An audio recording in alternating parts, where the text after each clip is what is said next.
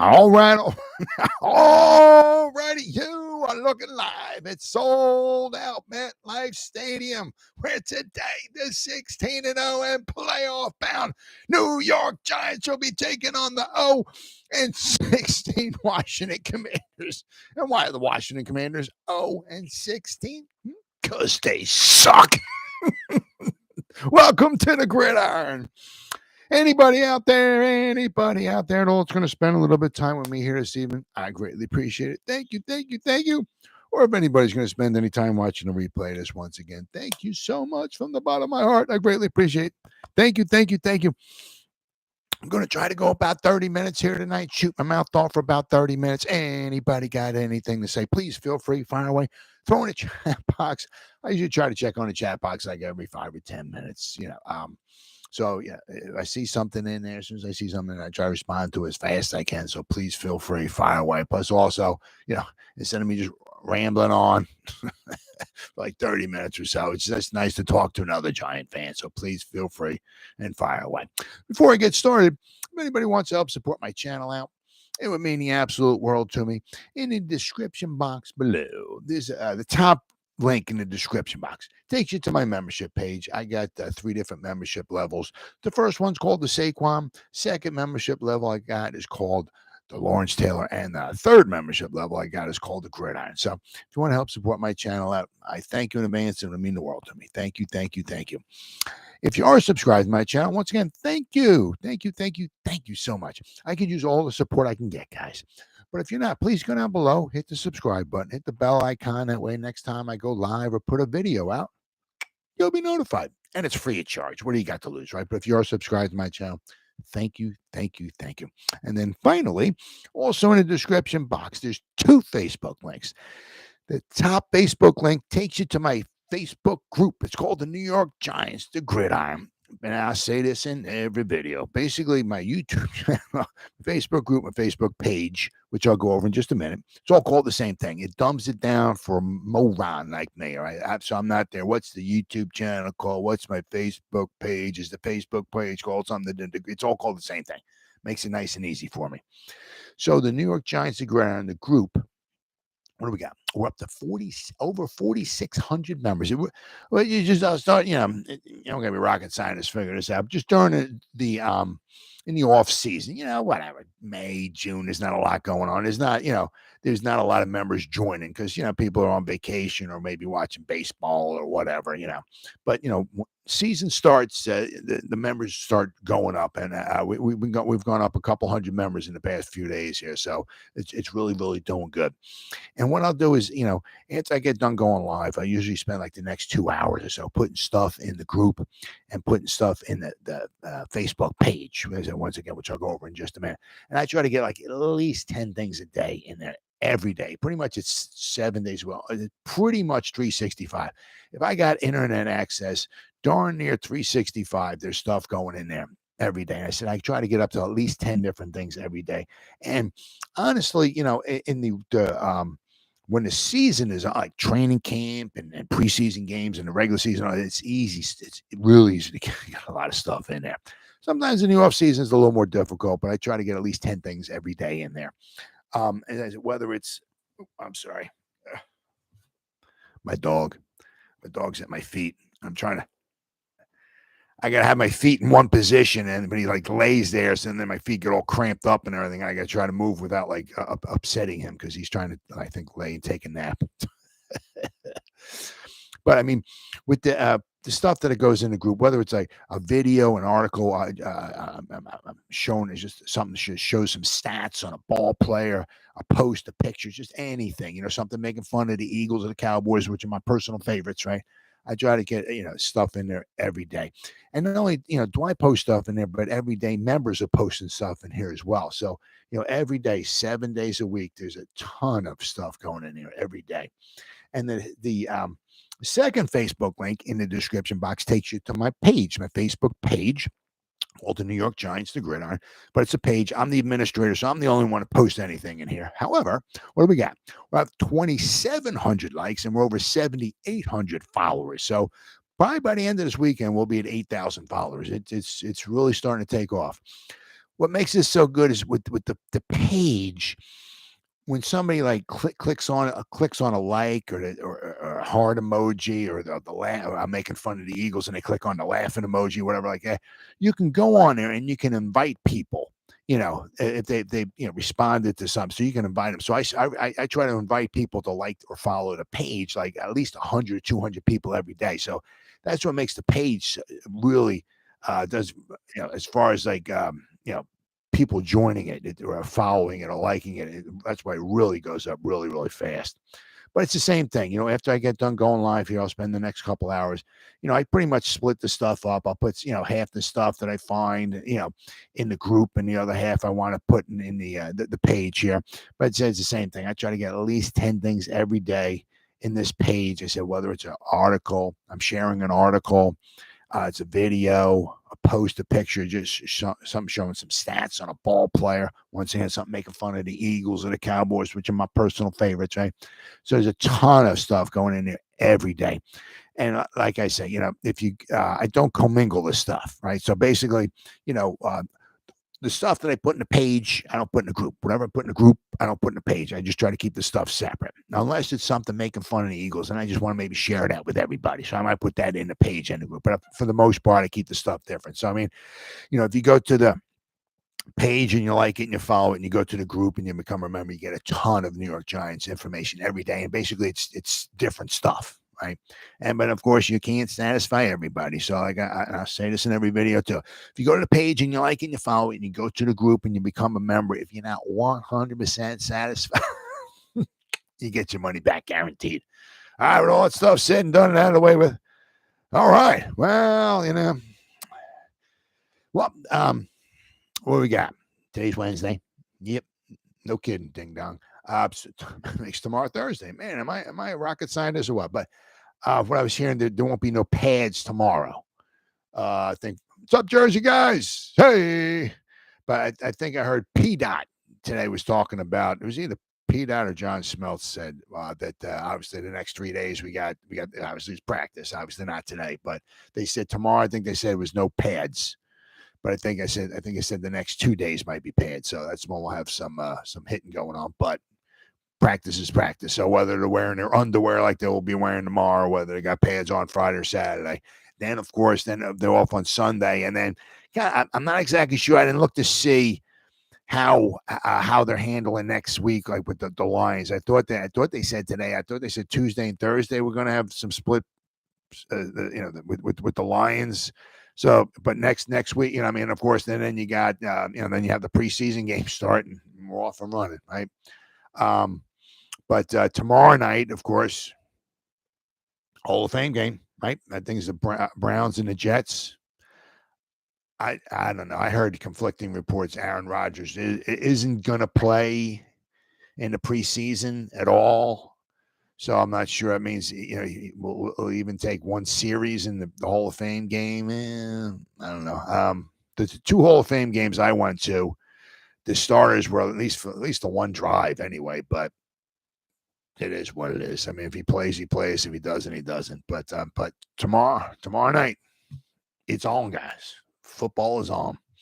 So I saw this one article. And it was kind of interesting, because you figure, if you start looking back, right, at of course, everybody, and even I got to raise my hand too.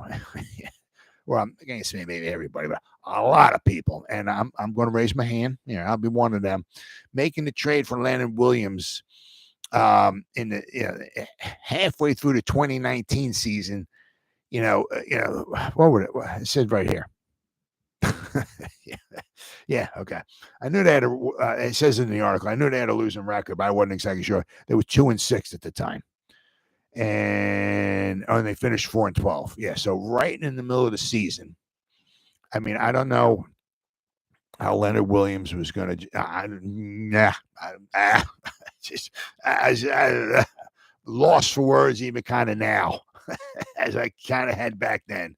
How we were going to make a trade for Leonard Williams at why halfway through the season? I was supposed to turn the season around. He was going to make the Giants Super Bowl contenders. I'm not exactly sure.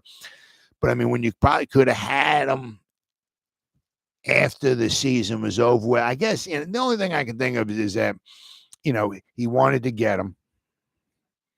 Gettleman, that was.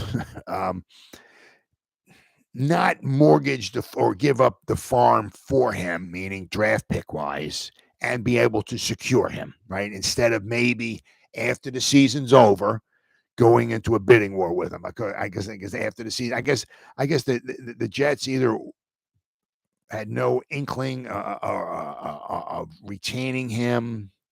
He wanted too much money or whatever. That I don't remember exactly, but for all intents and purposes, he was a goner pretty much after that season for the Jets. So I guess it made sense. I guess in a small way.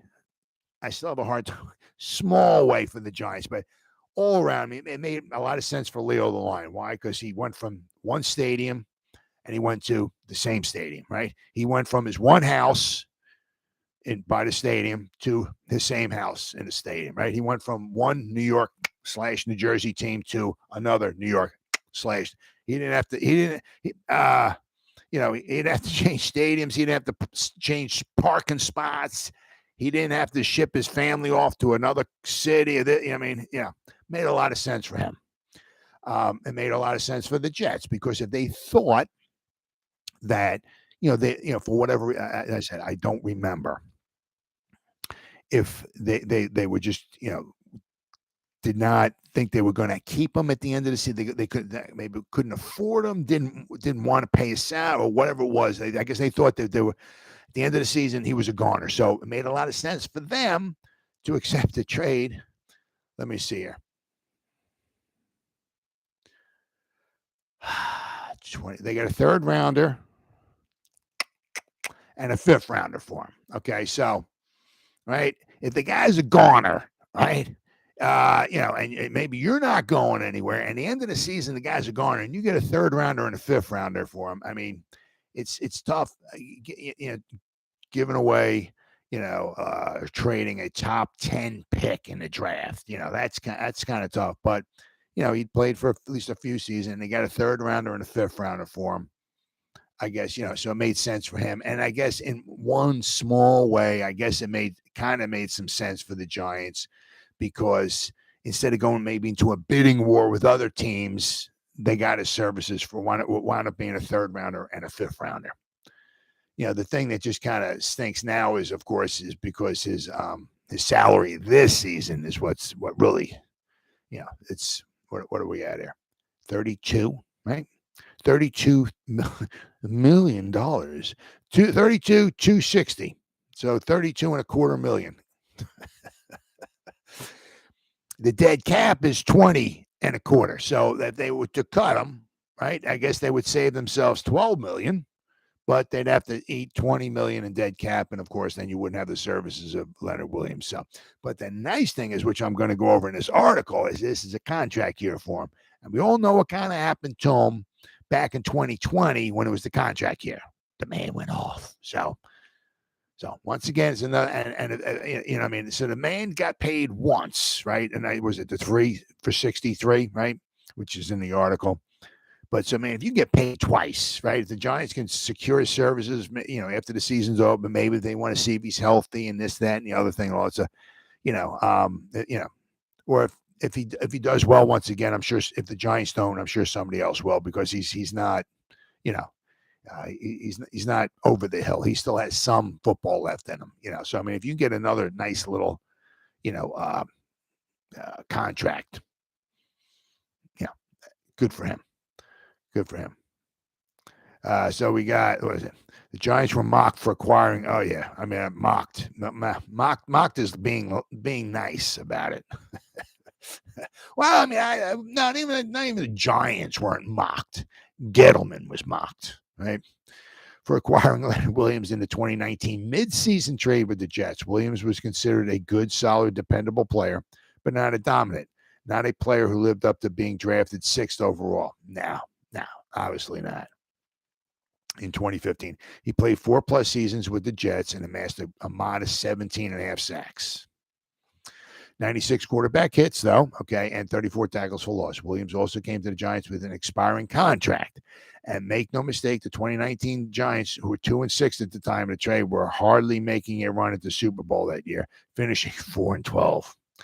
So Williams was hardly an acquisition to put them over the top. So as a result, the embattled Giants general manager Dave Gettleman was ridiculed for giving up a third-round pick and a conditional fourth rounder, which wound up being, it looked like for me, a fifth rounder.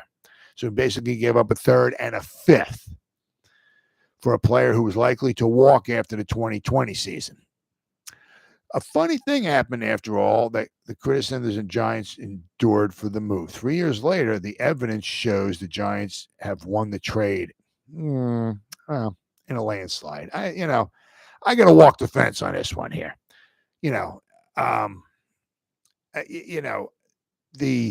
The Jets got something out of it. They got two players out of it. Okay, they got rid of him. They got rid of his salary, and they brought in. Let's see, 2020, the third round, fourth pick number 68. The Giants gave to the Jets, and the Jets took Ashton Davis. Okay, where is he at here? Ashton Davis. So Ashton Davis, okay, it's not horrible. He was a third round pick, right? What did he do? This last season, he played in 14 games. He didn't start any, but 2020, 2021, at least he started in 16 games. He had 3 interceptions for his career. Where is that here? Ashton Davis.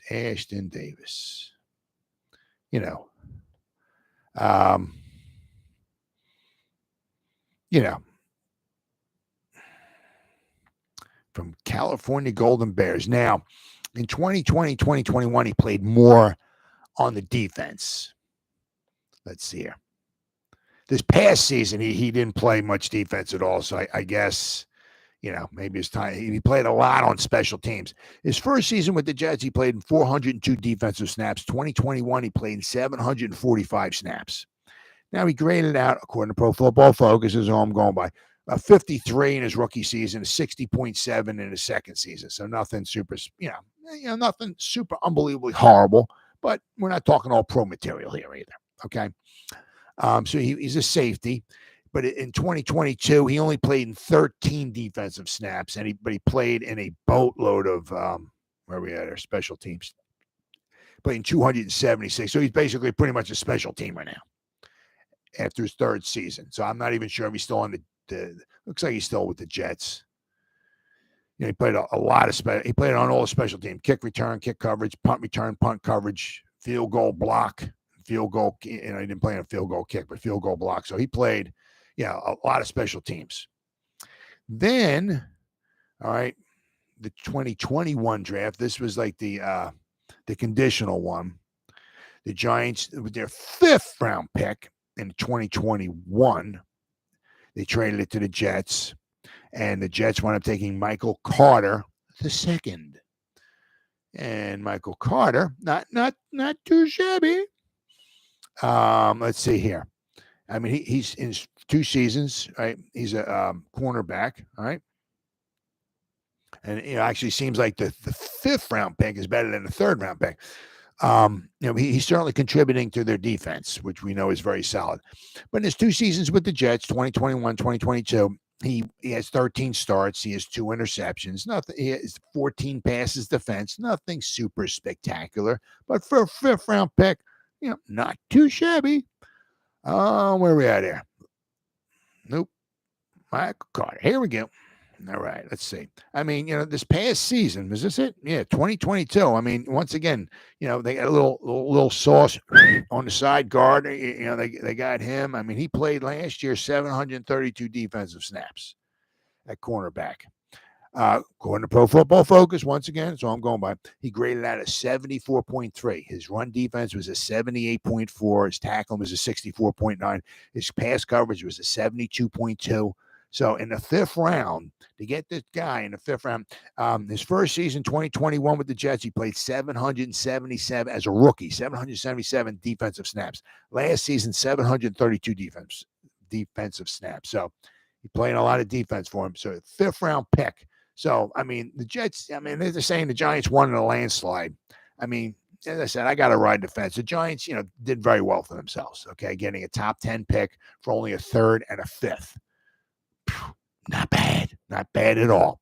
And I said, when we got Leonard Williams, he still had tons of gas in the tank.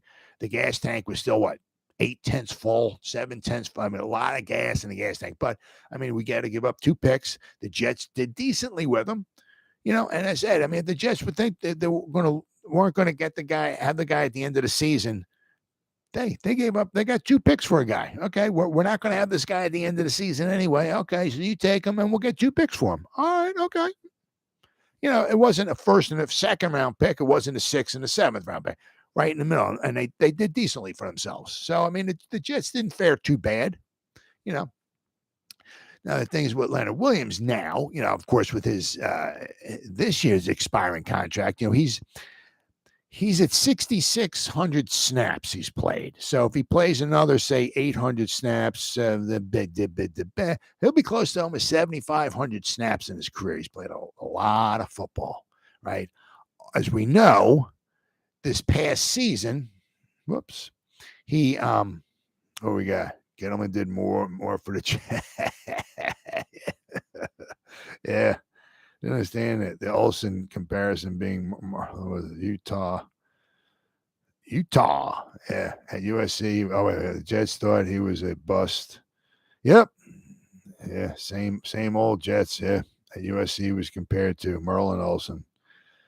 Well, Merlin was from maybe he thought maybe the dominance of him, but Merlin wasn't from right. He wasn't from USC, right? Yeah, Utah State. Yeah, so I don't know. But maybe in college, with their dominance, maybe that's what they thought. But I mean, with Leonard,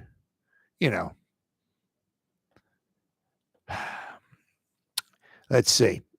His first year, he played 16 games. Second year, 16. Third, 16. Fourth, 2019, he played only 15. Now, maybe that's because he wound up going from the Jets to the Giants. He might have wound up missing a game in there somewhere along the line with the trade, quite possibly.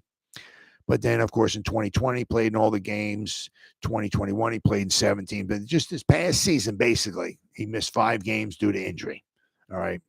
So, but we do know that, the Giants basically were pretty much handcuffed after the 2019 season. We just gave up 2 picks for the guy, right?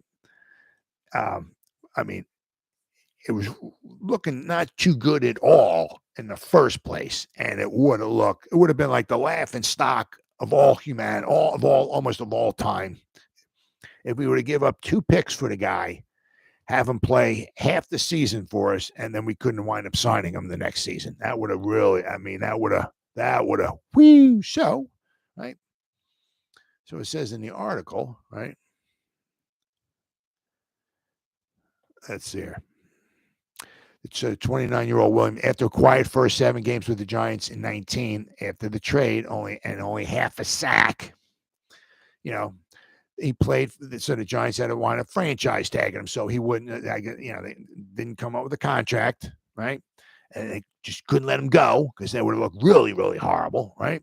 So they had to franchise tag him. So in 2020, so it was $16.1 million franchise tag, and then he, of course, so he's playing for a contract, right? But of course, it's $16 million. That's all guaranteed. But now, as I said, he's playing for a contract. So, what does he wind up doing? Right, in 2020, he's playing for the contract, right? He gets 11.5 sacks, which is, by far more than he's ever had. According to Pro Football Reference, looks like he had 7 sacks in 2016. So he had 4.5 sacks more than he ever had in his career. He had 57 combined tackles for the Giants, 14 tackles for loss, which was the most he ever had. He had 30 quarterback hits that season, which once again was the most he ever had in his career. Kind of amazing how things work out when you're on a contract and you want to get paid, huh? Kind of amazing. I always remember that Seattle game, right? When the 12th man wasn't there, we won. I think it was 17-12, whatever. He was a force in that game, boy. I remember he was a force. Really, really was a force. He had a fantastic game, but So he worked his way into the contract he has right now. Good for him, right? So after they franchise, he had 11.5 sacks, good enough to earn him a 3-year, $63 million contract with $45 million guaranteed in 2021. So obviously, this season coming up, right? He's going to wind up with, his final season. He's working for a contract, but as I said, the problem is, once again, thanks to Gettleman, because they're just trying to work the money, right? Trying to push some money, kicking the can down the road. And all, now we owe him, basically we owe him half of his salary this season. He had the $63 million contract. Well, 32 of it's coming this year. So 32 of the 63 is coming this year because Gettleman was just kind of kicking the can down the road. So let's see. Yeah, so the Jets used their third round pick to get Williams and they got Ashton Davis, he never developed into anything more than a special teams player. Well, I mean, he the first 2 seasons he was on defense, but now he's a special teamer. And of course, he might even be struggling. It looks like here even to make the roster this season. But Michael Carter, the second, right, has been a solid backup, and he's been a nickel back, so solid nickel back. So, but then they say Williams here, he has potential to be even better than he was in 2020 playing alongside with Dexter Lawrence. And now that is true because sometimes obviously when you got greatness next to you, meaning Sexy Dexy, he takes tension away that frees you up. So I mean, back Sexy Dexy wasn't what he was back in 2020, right? So Leonard Williams had a more difficult time, right? But if he's working for a contract, right, another nice juicy contract, if not from the Giants, from somebody, you might see some special things from Leo the Lion this year. Let's just hope the guy can stay healthy, right?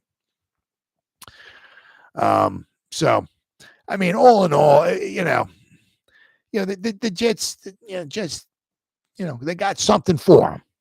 So you can't knock them there. The Giants, I mean, were kind of a laughing stock when it first happened, right? And then, of course, after you traded 2 picks to get him, and you kind of can't, after he plays half the season, whether you still can't even sign the guy, so you got to franchise tag him, but so at least they were able to sign him for another 3 years. I mean, he's a very, very good pick now. Is he worth $21 million a year? Is he going to be worth? Is he going to be worth $32 million this year? Probably not. But I mean, very good pick. I mean, and it's hard to argue. I mean, if they're both healthy, that 1-2 punch right there. Very. I mean, maybe we're not talking the top in all of football, but got to say they've got to be top 5. I mean, if they're healthy, right? So we got, and it all starts up the middle right there. But let's at least hope that, usually when you're strong up the middle, you're good against the run. And that wasn't the case last year. So, but if we got a Carriquet behind them, hopefully that'll help. What's up, Terrence? I would resign him in a New York minute. Oh, yeah. Well, but that's the thing is, what's he going to settle for? I mean, because if he made 21, it's kind of, it's tough to make. It was made 21 million a year, 3 for 63, right? So it's kind of tough to take that. Is he going to take less than that? I mean, what, 15, 20, but then again, how much money you want to allocate to your defensive line, right? Because now you got Nacho for 3 years. He's not breaking the bank. You got A'Shawn Robinson. Hopefully he can play this year because he's still got the meniscus issue kind of going on there. But so we got him for this year, but we even have a little bit of dead money with A'Shawn Robinson next year. But how much, because if you got, all right, let's once again, I apologize. Give me a second. I got 342. There we are. 1,000 tabs open up here. There we go. All right. So 2024, the sexy one is counting. What do we got here? Sexy Dexy's 21.9 million toward the cap next year. Okay. So okay. Not horrible, but I mean, how much money you want to allocate to the middle of that defensive line. So if you're going to give Leonard Williams, 20 million, I don't know. You're going to have what, 40 some odd $1 million for the middle 2 guys. Do they want to do, possible, Possible, but because it's also they have it's like with Saquon. Shane had a number. You know what I mean? He had a number, and we're not going above it. And I mean, and Saquon wanted this. Shane kind of went, we got your number. So I mean, they got the formulas and all that stuff and everything. So they pretty know how much they want to allocate to the defensive line, how much they want to allocate to the edge rushers. They kind of know that Azeez Ojulari is going to be coming up for contract. Do we want to pay Leonard Williams $20 million or whatever next season and maybe sign him for a few years, say another 3 at $20 million a year? Then we know we got Azeez Ojulari maybe coming up for a contract, right? Because, if he can stay healthy, he looks special off the edge, and edge rushers are, right? Monet, right? So I mean, they got their formulas, how much money they want to spend. So I mean, it's going to be interesting to see, But just obviously, don't forget that Leonard Williams came with the store, right? And so same thing with Sexy Dexy, but he came with the store. He came with the contract, right? But Shane signed Sexy Dexy, so he has control of that. But he hasn't offered anything with Leonard Williams. He hasn't tried to re-sign him, to or an extension or anything like that, because it's $32 million this year. So you figure if Shane was really dying to sign him or whatever, he would maybe extend him for a couple more years, take that $32 million this year, maybe drop it down so the Giants could save another 5 or 10 on their salary cap this year, maybe go out and get somebody else. But he's not budging on that. So maybe it has to be like, let's say if he can stay healthy. Does he think that he can make it with Nacho and Robinson and Sexy Dexy going forward, and maybe Ryder Anderson and Jordan Riley and guys like that?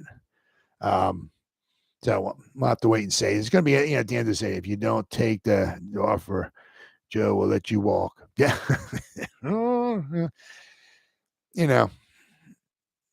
It's a business, I mean, sometimes, I mean, it's you see sometimes he's good with the money, sometimes he can be, sexy got paid, right? Andrew Thomas got paid. Daniel Jones got paid, but I mean, sometimes if he doesn't think you're worth it, he's going to play hardball, right? So I mean, it's a business, draft. Well, I mean, hey, that's true. I mean, the Giants. Oh man. Oh, wait. Do I got him up here? Here we go. Oh man. Speaking of drafting defensive linemen, oh man, we can go back to 2000, and they just draft these freaking guys, good guys, in the first, second round, whatever, and they just let them walk. Unbelievable. Second round, 2000, Cornelius Griffin from Alabama. Stud. Nice stud. He played 4 seasons for the Giants. They just let him walk away. Just unbelievable. So then we go. Let's see. Where else are we going here? So that's 2000. Then they drafted William Joseph in the first round. He only played. What did he play? Was it just the 4 years with the Giants in the first round? They draft OC in the second round that year. So he played 4 years for the Giants, and they let him walk. He wasn't worth a first round pick, but once again, they drafted a defensive player, a defensive tackle in the first round, 2003, 4 years, and that was it. So then after that, they did draft Justin Tuck in the third round of 2005. Thank goodness they re-signed him. Okay. But then after that, I mean, let's see here. Well, they had Barry Cofield. They took Jay Alfred in the third round of 2007. Unfortunately, he got injured. Barry Cofield, he played, let's see, how many years did he play? They drafted him in the third round of 2006. He played 5 seasons for the Giants. And, of course, then he came back to the Giants in 2015. But then after that, he went for Washington for 4 years. But, I mean, the Giants drafted him. He played 5 years, and they let him go. So then after that, I mean, the Giants just kept doing this. Oh, drafting these nice defensive linemen in the first and second round. And I guess some in the third round too. And they just let him play 3-4 years and they let him walk. Then they took Linville Joseph in the second round of 2010. How long did they let him play for? I mean, my God, this guy played 7,000 years. I don't know if he's on a team this year or not, but of course he was on the Eagles last year, but he played 4 years for the Giants and they let him go. And he's been playing ever since 2014 with the Vikings and the Chargers and with the Eagles. So he's still playing. I mean, the Giants drafted him in 2010 and he's still playing. But the Giants, once again, they drafted him, Linville Joseph, in the second round of the 2010 draft and let him play 4 years and let him go. Then the Giants, they drafted Marvin Austin. That was in the second round of 2011. That was not a good pick. Who else did we pick here? Of course, then we got Jonathan Hankins in the 2013 draft, right? He played 4 seasons for the Giants, and I think they just let him walk, and he wind up going to the Colts. Everybody was kind of hoping that he would resign with the Giants. 4 years, see ya. Yeah, what do we want you for, right? We'll just resign. We'll just draft another. So that's all the Giants keep doing. They just keep drafting these defensive tackles, right, in the first or second round. Then the Giants took Jay Bromley in the third round of 2014. That wasn't a very super spectacular draft. And then, of course, who's Dalvin Tomlinson, right? Good old Dalvin in the second round from Alabama, 2017 draft. Man, boy, I tell you what, him and Sexy Dexy right in the middle. Ooh. But I mean, he was there with, of course, had the 1 year, right? At least the 1 year, right? It was Dalvin Tomlinson, Sexy Dexy, and Leo Line. Nice threesome in the middle. But of course, Dalvin Tomlinson, second round pick. He played the 4 years with the Giants, and they just let him go. I don't know. I'm just to save money. I don't know. Finally, they drafted obviously Sexy Dexy in the first round. Thank goodness they re-signed him. But man, you can go back, since 2000. 5-6 times they just did that. Drafting a decent defensive tackle in the first, second, or third round, and then they play like 4 years, and they just let him go. Dex Jones and Thomas signed below top market value. Oh yeah, well, I mean, because the one thing they were also talking about, right, was which one made it really, really good was that they tried to get because I mean Andrew Thomas, he signed for this year, right? And then we got him signed for next year with the 5th year option. So, I mean, all that money's all guaranteed. But, so we didn't have to sign him to a long-term contract this year or whatever, right? Because we got him for 2 more years, right? But, so if we waited, because if you small sample size, but in the padded practice the other night, Andrew Thomas, according to almost everybody you want to listen to, he put on a clinic. There was only like 2 snaps. He went up against Azeez and Kayvon, and he put on a clinic. So I mean, if he keeps working on his craft and getting better and better and better, if he gets even a little bit better this year, if they waited another year or so to sign Andrew Thomas to that long extension, he's not making $23 million. He might be making 25, 26, whatever a year. So they signed him. They saved themselves some money, obviously. Oh yeah, absolutely. And the same thing with Sexy Dexy. I mean, if he has a good year this year, it cost him some money. If they didn't wind up maybe extended, give him his contract and all. So, so they saved themselves some money. Hope getting rid of Leo doesn't hurt to getting rid of Snacks. Yeah, well, that too, right? Remember Snacks, right? We had that one 2016. We had the real good defense. We won a lot of close, low-scoring games and stuff like that, and all the defense really gelled. Olivier Vernon had a good year, but of course then he started getting into it. Jack Rabbit had a great season. Then he's he I think he got injured, but he also had a bad attitude too, and the Giants want to let him go. And then of course, I thought after 2016, I'm like, man, 2017, we should be doing good. Pretty much almost the same defense come back, right?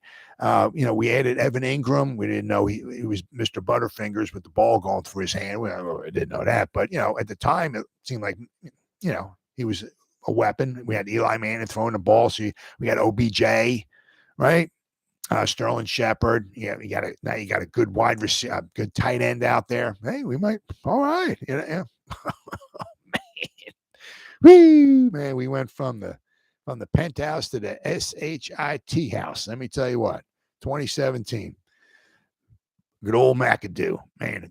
The man with the slick back hair. He looked like a football coach in 2016, 2017. I don't know if he's trying to be like a movie Hollywood movie star or something like that with the slick back hair and all. And man, what a moron. All right, then I saw some people. He's a top 10 anyway, given now this was a couple days ago. This is before, it might even been before, this is from Giants Wire.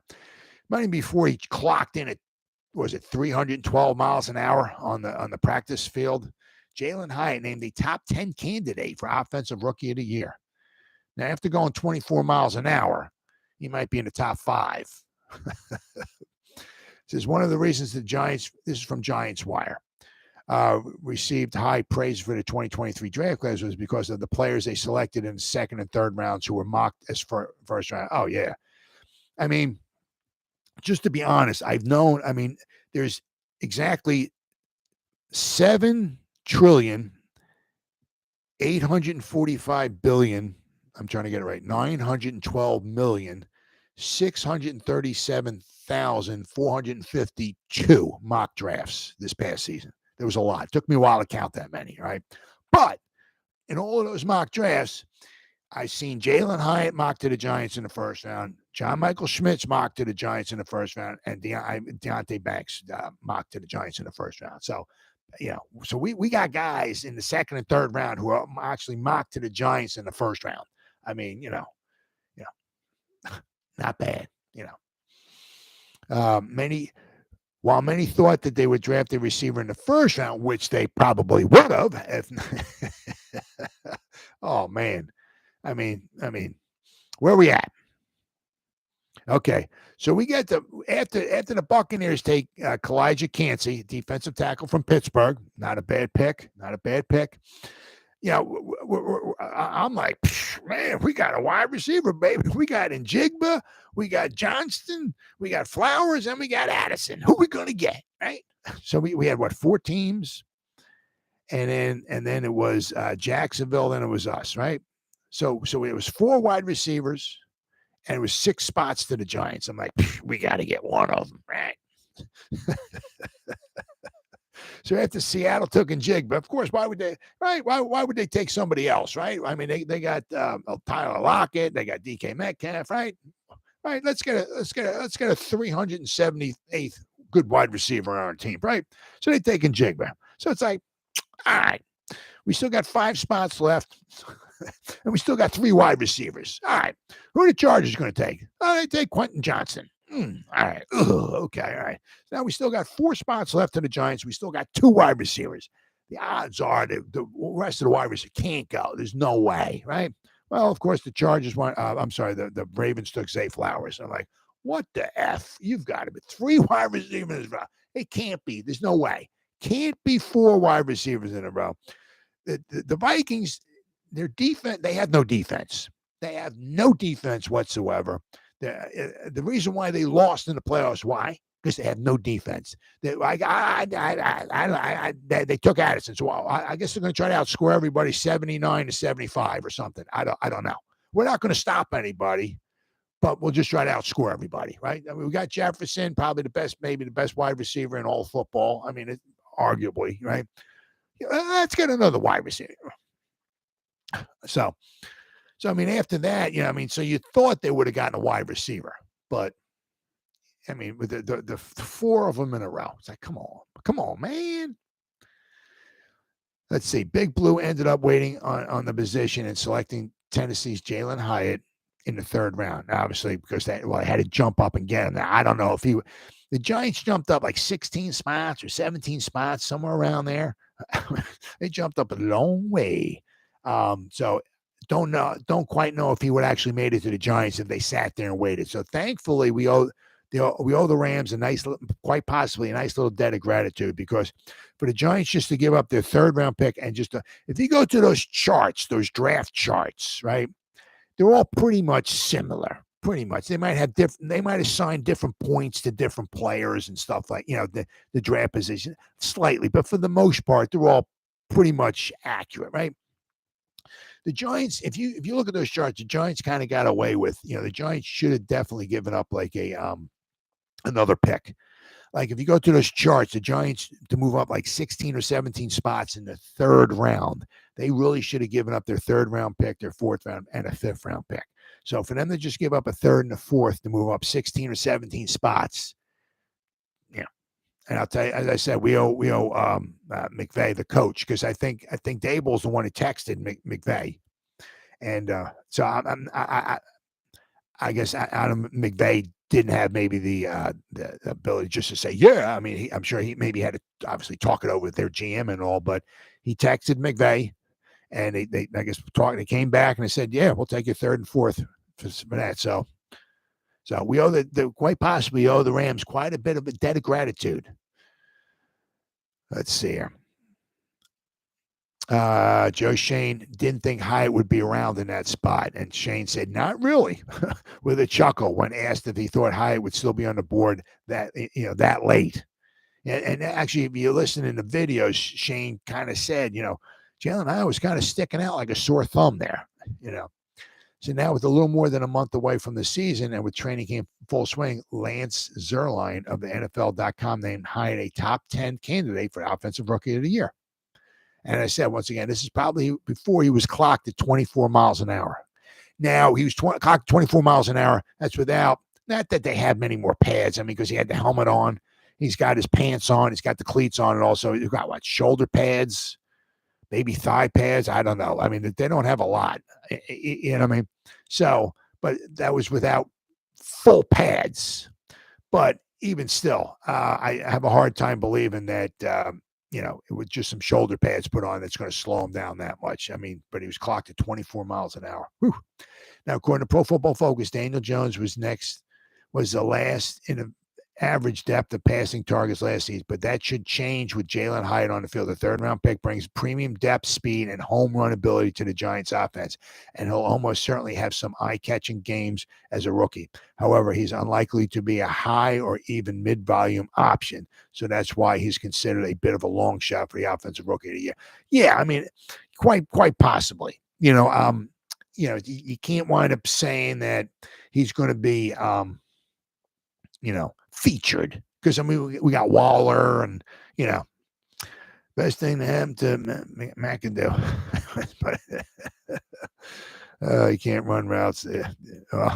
That's what they say, right?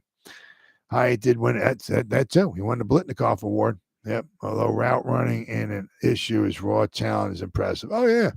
But I mean, that's why they're saying like possibly a top 10, because he's probably not going to be like a featured, where he winds up. I mean, he could wind up having 50 catches, but he might have kind of like a Slayton rookie year. I forgot what Slayton had as rookie, but he had 8 touchdowns. So his touchdowns, the reception rate was pretty impressive. He had 700 and something yards. So I mean, if you have a like in Jigba or somebody like that, a good stud wide receiver, they certainly might reach 1,000 yards, and they might wind up with 70, 80 catches, whatever. But which is going to overshadow what Hyatt winds up doing. I said Hyatt might wind up with, I said, maybe 50 catches, maybe. What would that be? Say 750 yards. So he might be averaging 15 yards a catch, 16 yards, whatever like that. But out of 50 catches, he might wind up with once again, maybe 8 touchdowns or something. So he might have every 6 receptions, he's scoring a touchdown, which is very impressive. But he might be overshadowed because of the fact that, some of these other guys are going to be on the field all the time, getting more passes, more receptions, more yards. So that's why he's kind of a long shot. He's not going to be stepping into the lineup as a Giants number 1 wide receiver. I said the Giants are still going to try to feature Saquon, obviously in the running game, a lot in the passing game, as long as Waller can stay healthy. He's going to be a feature. But then also, I mean, it's kind of like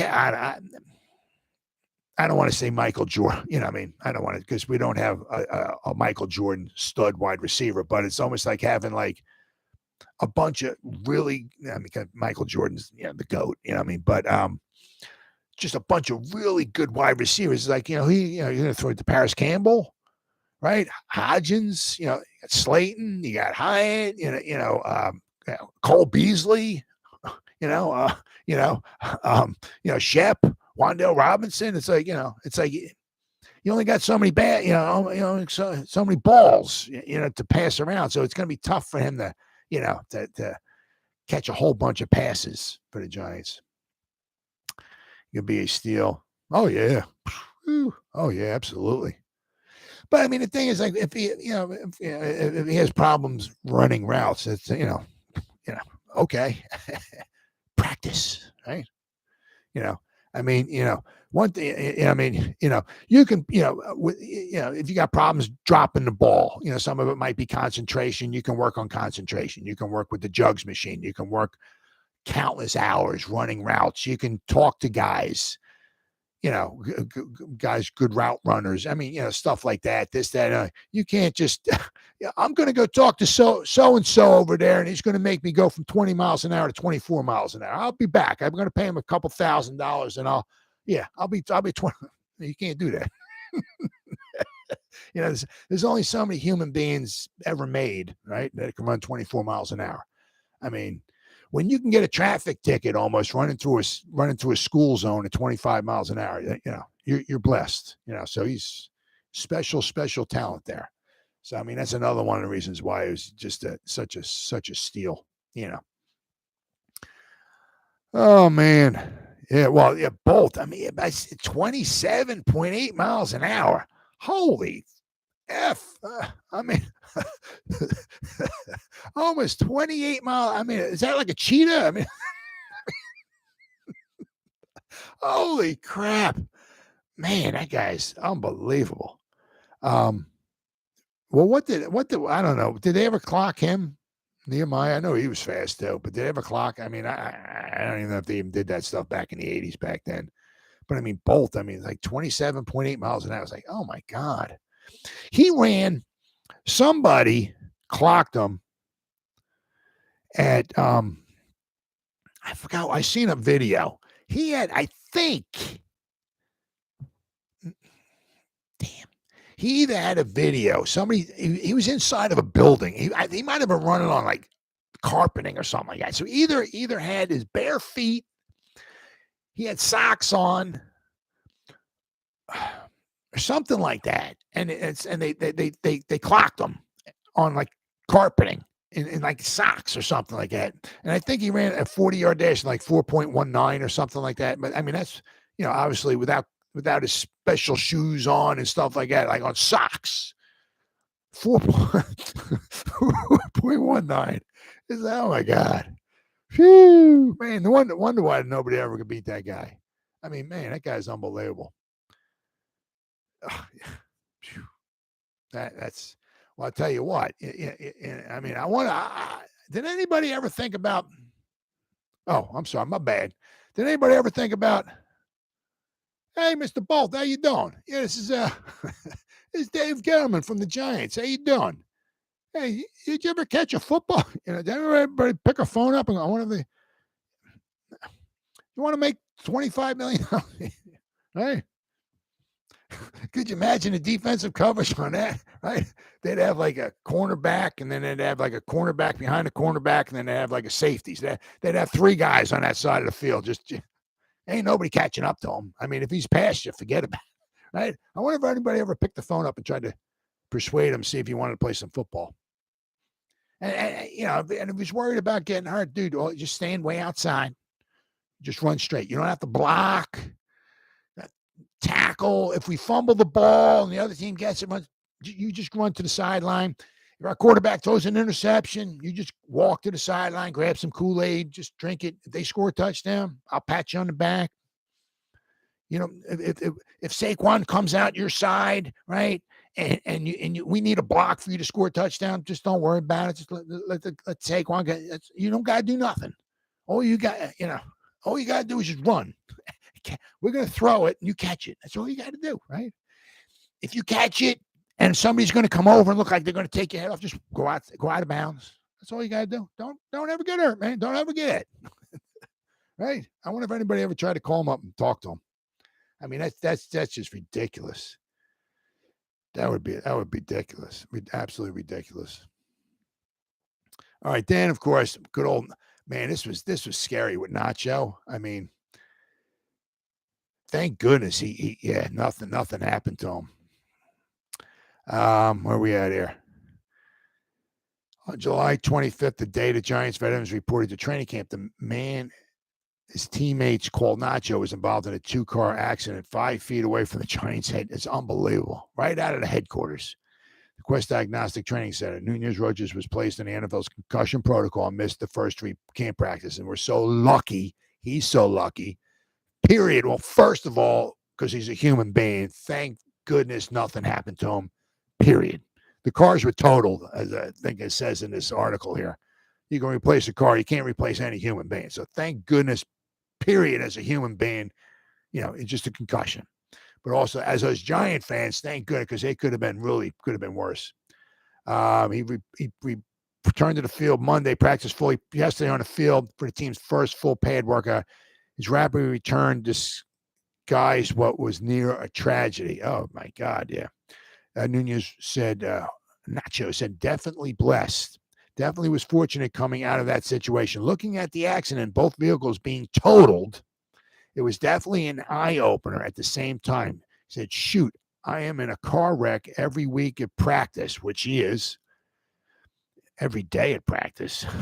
So it wasn't anything different. Fortunately, God blessed me to be safe. No bumps, bruises, or broken anything. So it was all good.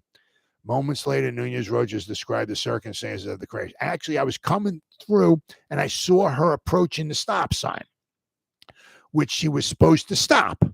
But as I'm looking at her car, I'm like, man, she's going way too fast. I don't think she's going to stop, he said. So I was able to apply the brake a couple of seconds before she hit me because she was coming from the side, because if I didn't, she was going to hit him, like, I guess, straight on. So she's coming this way. So if he just kept going, right, she would hit directly into him. Thankfully, he stopped short. I guess she went right through the stop sign. He stopped short, so I guess she hit the front of the car, spun him around. Thankfully, he was able to slow down, because if not, she was going right into him, and Lord knows what would have happened to him then. I mean, both the cars were totaled. I mean, you got to decide. I'm sure he's driving with a side door airbag, so I'm sure that would have certainly saved his life, but might have gave him some bumps and bruises, or maybe a broken bone or so. You got a broken bone or so, we could be talking a couple months out. So as she hit me and I spun in a circle, it was more frustration because I was heading home to help my wife put the kids down before bed check. The family man in him, right? He wants to go home and see his wife and see his kids. I was just disappointed that I wasn't able to help, because I knew I was going to have to go to the hospital. I knew I was going to have to do all these tests. I was really more mad about that than the accident altogether. So, but I mean, just thank goodness, I mean, man, what we got? He would have been better than Tony's,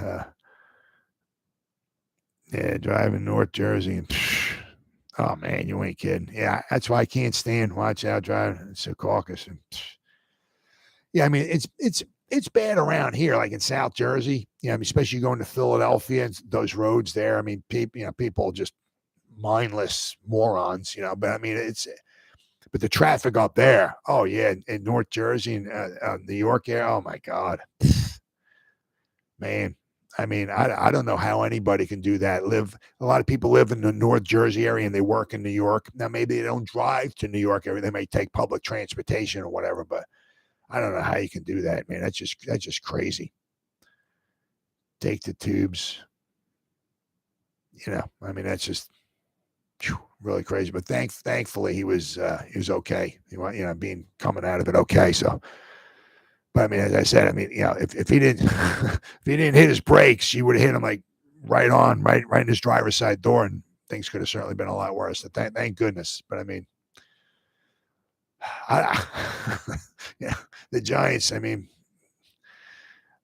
hopefully, keep your fingers crossed. Hopefully, this season with the injuries will be a little bit better. Now, Hassenauer, we're not off to a good start because he's out for the season. It looks like with his triceps. So, and then of course, everybody's going to be a lot of people are pretty happy about this with the Giants rocking their 2 classic blue jersey games for 2 games this year.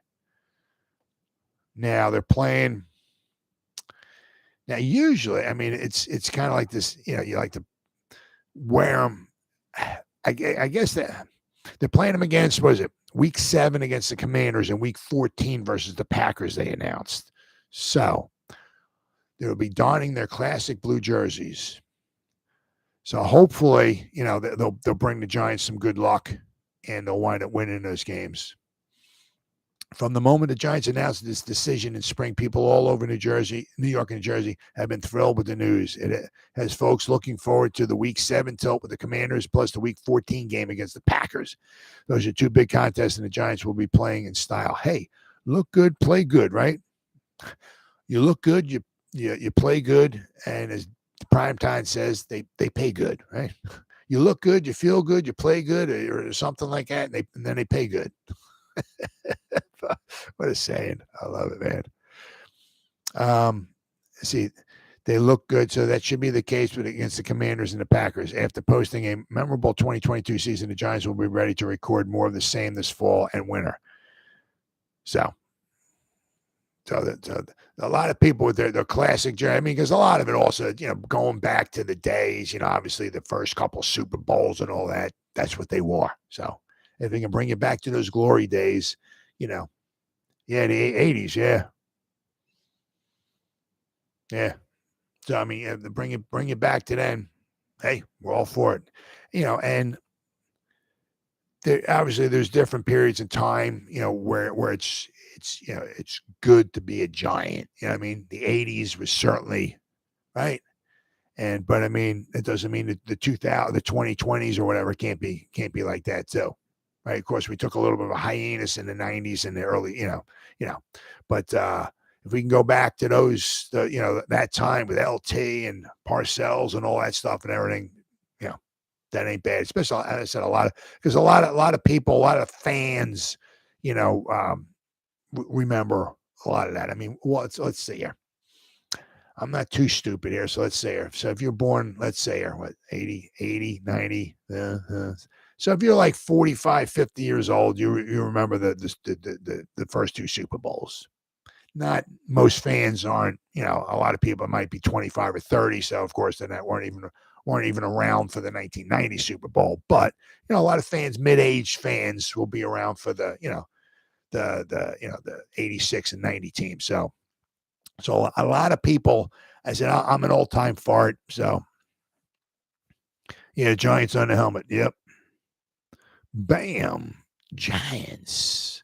The stripe, whatever they wore from, back in the 80s and the 90s, up to 99, I guess it was, because in 2000, they went back to that little NY on the side of their helmet.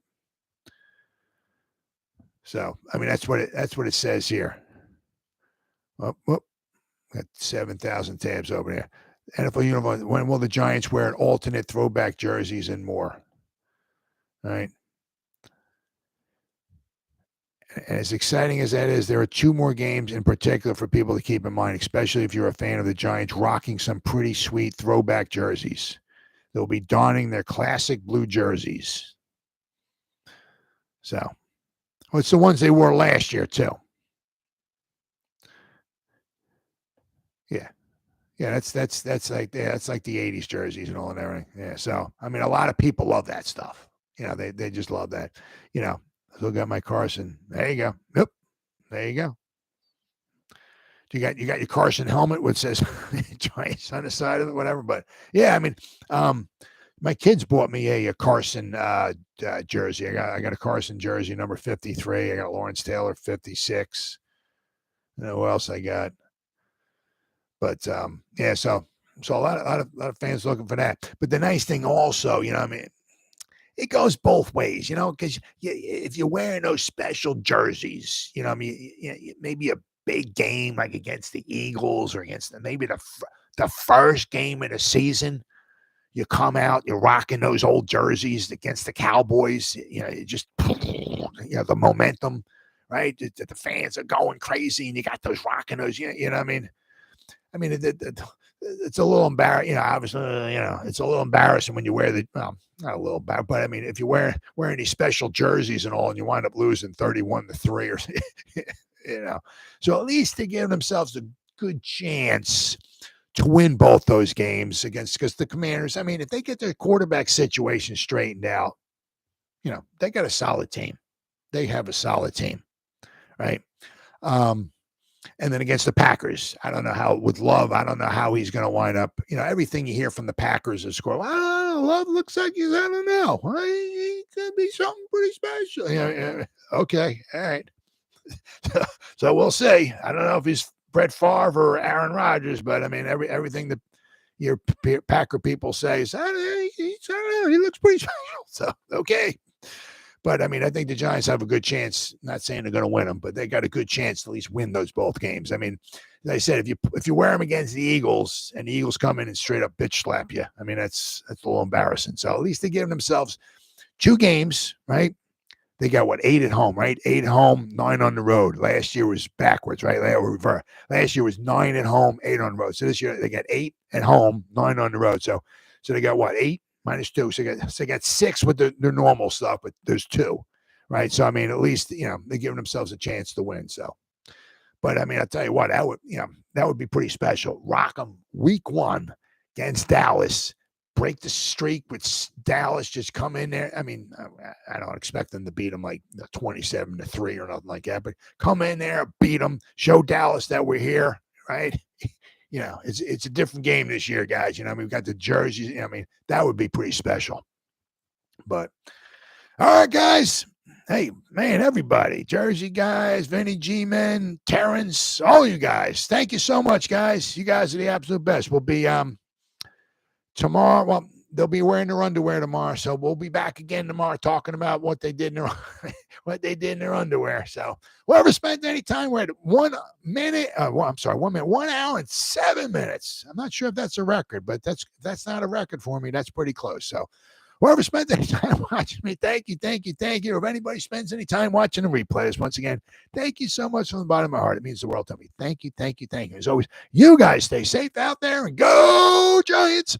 Woo! Oh, yeah.